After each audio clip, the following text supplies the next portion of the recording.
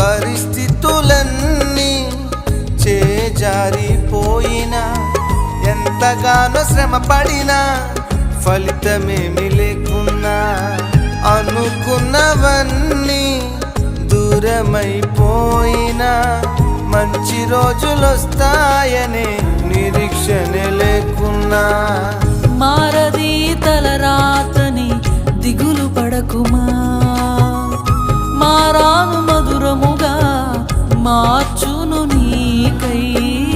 మారది తలరాతని దిగులు పడకుమా, మారాను మధురముగా మార్చును నీ